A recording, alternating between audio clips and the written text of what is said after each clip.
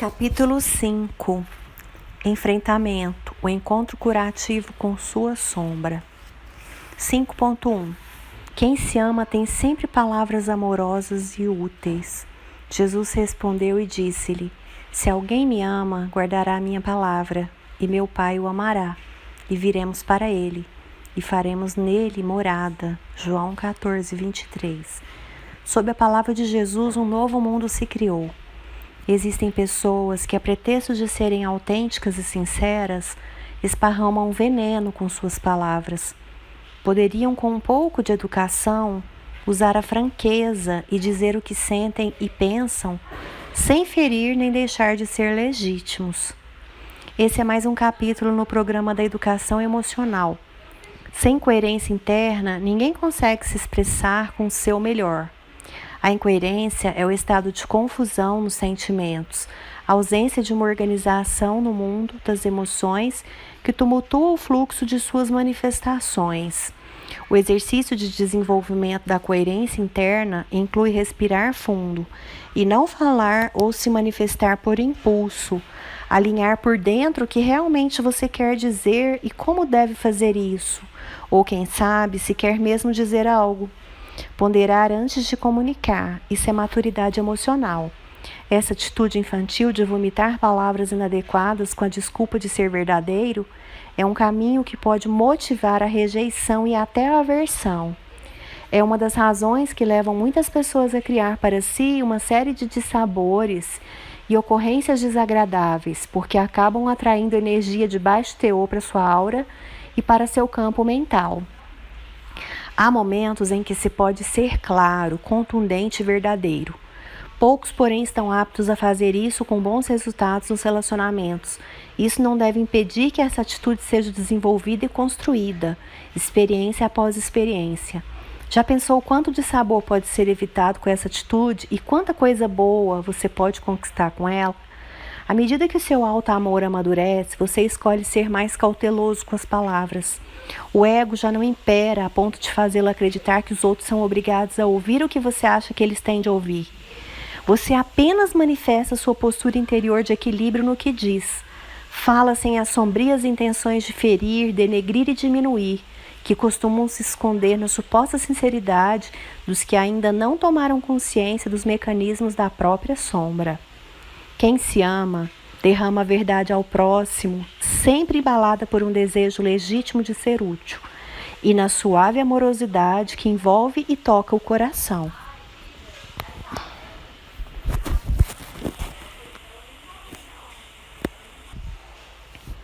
Capítulo 5.2. O precioso aviso da raiva. Não julgueis segundo a aparência, mas julgai segundo a reta justiça. João 7:24. A maior parte das emoções de raiva que você nutre a respeito de alguém não diz respeito àquela pessoa especificamente, mas ao tipo de relação que você tem com ela. A atribuição positiva da raiva é protegê-lo e avisar de que algo precisa ser recuperado ou excluído do relacionamento, seja de que natureza for essa convivência. Nesse contexto, o que você sente necessariamente tem a ver com o que precisa descobrir para se posicionar e construir uma defesa na relação. Isso diz respeito a você. O que o outro vai fazer a partir de suas atitudes de autodefesa é com ele. Quando você descobrir que a cólera é um alerta e passar a usá-la para examinar que tipo de sentimento liga a essa pessoa e sobre como isso repercute no seu íntimo, perceberá que a importância que dá ao que o outro faz é sem sentido e não se sustenta. E o melhor é descobrir que está em suas mãos atribuir significados novos e libertadores para o seu próprio bem a esse sentimento abençoado. Sentir profunda irritação não significa estar contra. É um aviso de que você necessita se cuidar, de que aquela relação do jeito que está sufoca-o ou prejudica-o de alguma forma. Compreendendo essa conotação emocional, toda vez que você se enfurecer, busque avaliar o que não está bom para você. Como tem se comportado para que a atitude do outro o prejudique? Acolha sua raiva como um elemento importante para seu equilíbrio nos relacionamentos e descubra a mudança que ela lhe propõe. Quem segue esse fluxo desenvolve excelente sensibilidade de defesa pessoal no campo energético e, com o tempo, passa a sentir instantaneamente o que pode lhe fazer mal, desde o seu primeiro contato com alguém.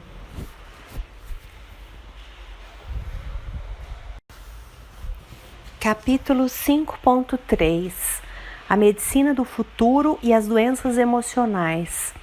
A candeia do corpo são os olhos, de sorte que, se os teus olhos forem bons, todo o teu corpo terá luz.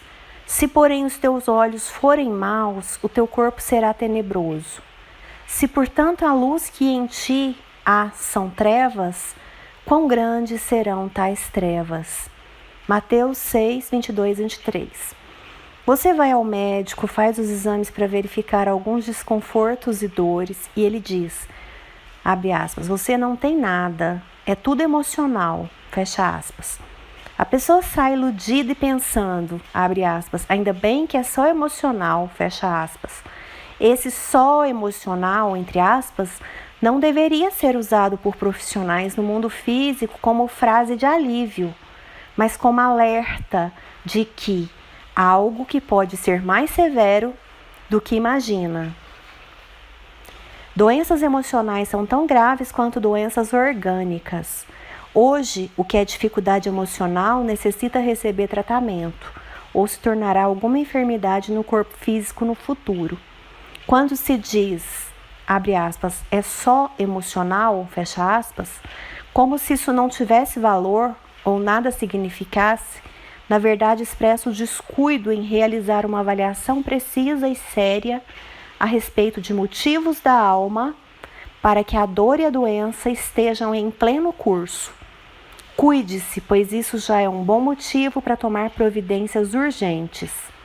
As doenças emocionais são silenciosas, sutis e não aparecem em radiografias e exames.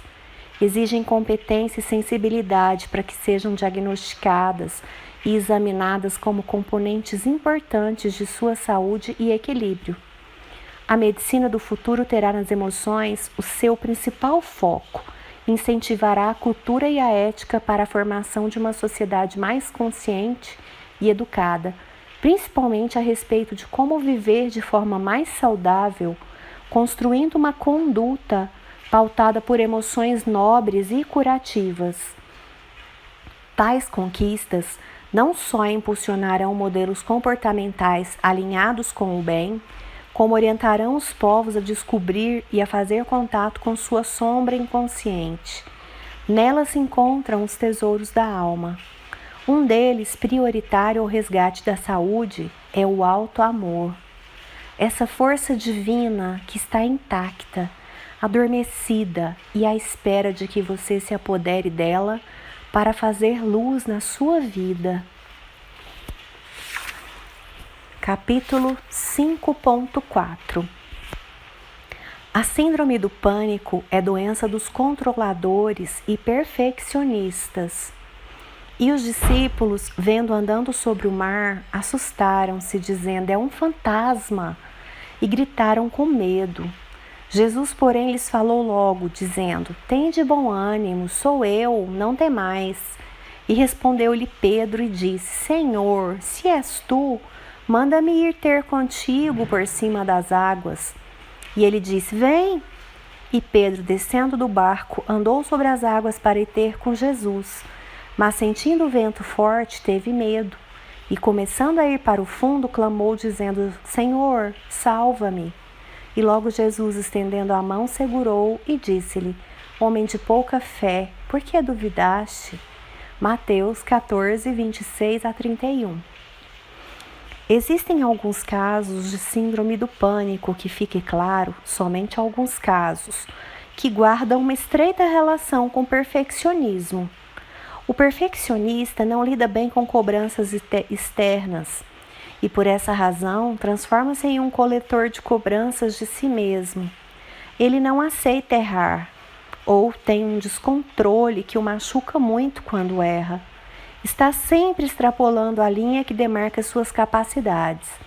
Isso desenvolve uma sobrecarga emocional que acontece toda vez que alguém está carregando algo que vai além de suas forças, que assume responsabilidades para as quais não tem competência, que tenta manipular relações e sente que está perdendo o controle, que se impõe ter de aceitar acontecimentos que recrimina e não gostaria de experimentar, que se vê obrigada a colher um fruto amargo de uma escolha mal feita. Em todos esses casos, a pessoa entra em pane mental, vê-se completamente apavorada, e o pavor é porta aberta para o pânico. Nessas situações, está claramente desobedecendo às suas fronteiras pessoais, tentando fazer algo que vai muito além de suas possibilidades. O pânico é um estado interior doentio que alcança a mente quando estamos expostos ao medo crônico e paralisante de que aconteça algo novo ou de algo que já tenha acontecido e saiu do modelo de vida idealizado para se viver. Quem idealiza demais a vida tem mais chances de ter pânico, porque o que sai de seu controle espanca o seu mental, como uma explosão de graves proporções. Nessa idealização, vive-se de forma perfeccionista com a perseguição implacável do medo de ter de enfrentar situações e experimentar sentimentos que apavoram, porque são considerados erros que jamais a pessoa deveria ter permitido acontecer. A síndrome é, nesses casos, um fator de educação emocional. A doença tira do perfeccionista o controle de tudo, e quanto mais ele lutar contra isso, mais vai sofrer. Neste quadro específico, a função da doença é moldar novos hábitos de aceitação, flexibilidade e leveza.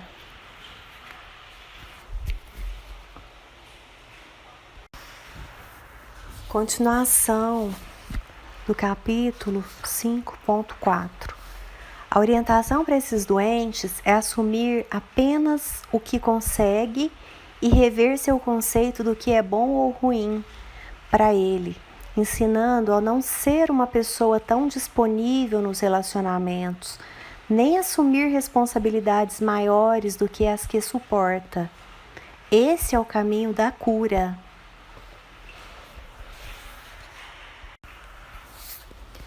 Capítulo 5.5. Coragem é enfrentar o obstáculo apesar do medo. O segundo efeito, quase tão geral quanto o primeiro, é a resignação nas vicissitudes da vida. O Espiritismo dá a ver as coisas de tão alto que, perdendo a vida terrena 3/4 partes da sua importância, o homem não se aflige tanto com as tribulações que o acompanham. Daí, mais coragem nas aflições, mais moderação nos desejos. O Livro dos Espíritos, conclusão do item 7. Sabe quando você sente aquela dor que aperta o coração e dá um tremor no corpo? Fica pensando em coisas ruins e sente um terrível pessimismo? O nome disso tudo é medo. E a superação dos seus medos só é possível quando você toma contato com eles e descobre a mensagem que cada um quer lhe transmitir. Existe o medo natural e preservador da vida e existe o medo neurótico, que pode ser chamado de tóxico. O primeiro é necessário e indispensável. O segundo é o resultado da falta de habilidade em entender o que o receio diante de certas coisas quer ensiná-lo. Isso torna o adversário emocional do seu equilíbrio e progresso. Existe ainda um medo chamado traumático, que é bem diferente dos anteriores, e não se encaixa em nenhum dos objetivos do medo natural nem do medo tóxico. Vamos falar sobre o medo neurótico, composto por temores cujas funções educacionais são alertá-lo de que existem aspectos da sua vida interior reclamando atenção, para que você adquira estabilidade emocional.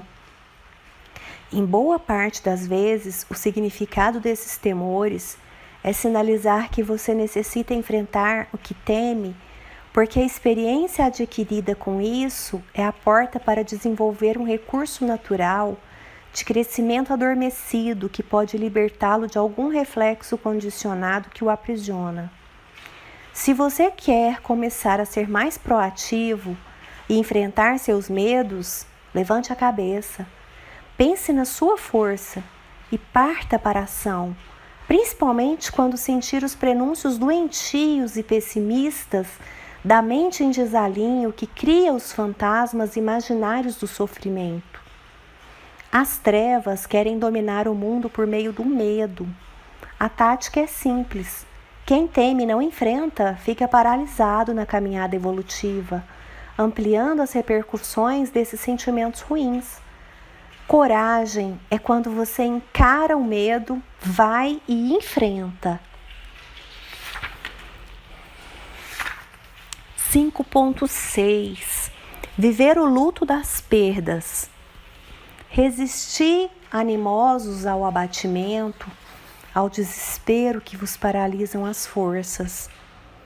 Quando Deus vos desferir um golpe, não esqueçais nunca que, ao lado da mais rude prova, coloca sempre uma consolação. Ponderai sobretudo que há bens infinitamente mais preciosos do que os da terra, e essa ideia vos ajudará a desprender-vos desses últimos. O pouco apreço que se ligue a uma coisa faz que menos sensível seja a sua perda. O homem que se aferra aos bens terrenos é como a criança que somente vê o momento que passa. O que dele se desprende é como o adulto, que vê as coisas mais importantes, por compreender essas proféticas palavras do Salvador. Abre aspas, o meu reino não é desse mundo, fecha aspas. Evangelho segundo o Espiritismo, capítulo 16, item 14. Toda perda material, afetiva, psicológica ou espiritual é um pedaço de si que vai embora. Cada pedaço arrancado pede apoio e acolhimento. Negar a dor das perdas ou revoltar-se contra elas são extremos emocionais que vão produzir dores maiores. Quantas doenças no corpo físico e quantas dores o ser humano tem enfrentado por não ser corretamente orientado a fazer o luto de suas perdas? Toda perda merece cuidados especializados. Não existem pessoas fortes ou fracas para elas. Existem as reações humanas diante dos desapegos súbitos e inesperados. E essas reações pedem acompanhamento e tratamento. Orações, confissões e outras iniciativas podem abrandar os sofrimentos, mas a cura e a superação são mais profundas. É mergulhar na vida interior e tomar consciência da tristeza e o que ela propõe a você, quando já não poderá mais usufruir da companhia de alguém, quando não terá mais um emprego estável, quando tiver de dar adeus a um ente amado, quando for traído na vida afetiva, quando enfim você passar por algumas dessas dolorosas experiências de perder algo ou alguém importante para você. Fazer o luto das perdas é essencial à saúde mental e física. Entenda o recado de sua tristeza. Só assim seu caminho pode se reerguer e encontrar novamente o desejo de viver e avançar, independentemente do que se foi e não volta mais. Capítulo 5.7 A tristeza é coisa boa. A tristeza é mais um daqueles sentimentos considerados ruins e pesados pela maioria das pessoas, pois ela dói mesmo, mas verdadeiramente não existem sentimentos ruins. São interpretados assim porque quase ninguém recebe uma educação para entender a finalidade sagrada de cada um deles e saber o que fazer quando eles tomam o coração. É um sentimento que surge principalmente quando existem perdas materiais, afetivas ou uma perda psicológica. Essa última é de vital importância nos processos do alto amor e preparo para uma relação de paz consigo, principalmente porque significa a desconstrução de uma convicção forte que você idealizou a respeito das pessoas e da vida. Você enfrentará por muito tempo algum tipo de desconforto emocional em determinada situação que o desagrada e que vai lhe causar muitos problemas. Mas por incrível que pareça, no momento da vida em que você amadurece e percebe o que fazer para superar essa imperfeição com real entendimento, verá que se transformou em alguém melhor em relação a ela. Mesmo avançando e tomando consciência de sua melhoria e das boas conquistas que pôde fazer nesse progresso, isso o deixará triste, porque essa imperfeição o nutriu por longo tempo. Vamos dar um exemplo. Você tem um filho que ama muito e pelo qual tudo fez para que fosse uma pessoa de bem. Mas em certa altura da vida descobre que ele rouba, trafica ou tem outra conduta grave que considera inaceitável e chocante. Tomar contato com essa realidade vai lhe causar profunda tristeza e decepção. Por sua vez, o levará a refletir na imagem que construiu de seu filho e que contraria todas as suas esperanças e expectativas em torno dele, causando muito sofrimento. Nesse caso, você tem duas opções: revoltar-se com ele e criar uma relação atormentada e controladora, acreditando que isso será capaz de transformá-lo, ou buscar entender que a decepção e a tristeza o levarão a rever seu papel na vida dele e o que esperar de sua conduta. Perceberá assim que seu filho é quem ele dá conta de ser e que seguirá com suas próprias escolhas, por mais que você deseje a opção dele por uma vida diferente. A partir disso, você construirá uma pessoa diferente dentro de si, mais realista e adequada às necessidades dessas funções, o que não quer dizer que não há tristeza nesse processo. Parece um contrassenso, mas para ser alguém melhor, a tristeza deve comparecer em seu campo emocional. Você pode estar perdendo aquela sua parte ruim, ilusória, mais sombria e que o faz sofrer tanto e gestar uma pessoa nova, melhor, mais consciente e ainda assim se entristecer. Não lhe parece estranho? Toda mudança na vida, mesmo recheada de coisas boas, traz um pouco de tristeza e ansiedade. Parece incoerente, mas não é. As pessoas acham que deveriam ficar felizes quando ocorrem mudanças para melhor, mas a vida emocional não tem essa dinâmica. Até quando trazem situações agradáveis, há uma tristeza e um medo embutidos, porque lá no fundo está havendo perda. Perda de coisas que você priorizava ou colocava como muito importantes e que nesse momento novo não terão o mesmo valor ou valor nenhum. Mudanças implicam perdas e ganhos, e é isso que reside o tanto de ansiedade e até de tristeza passageira nesse período de adaptação, visando a um futuro cheio de bons acontecimentos. Nesse meio tempo em que uma personalidade velha é substituída por outra melhor, existe um luto psicológico que diz, abre aspas, adapte-se e aceite as mudanças que a nova personalidade lhe oferece, fecha aspas. Daí surge um misto de sentimentos diante desse novo horizonte de si próprio. É incrível, até para melhorar, há a natural presença da tristeza. Quando você aprende que o sentido dela é adaptá-lo às mudanças, parte para uma postura nova, acredita mais no seu momento novo, coloca mais fé na nova pessoa na qual está se tornando e assim segue sua vida, abre aspas, enterrando, fecha aspas, os velhos hábitos e fazendo parto de novos comportamentos. Se você usa a ansiedade para o bem nesse momento, ela não o joga no desespero.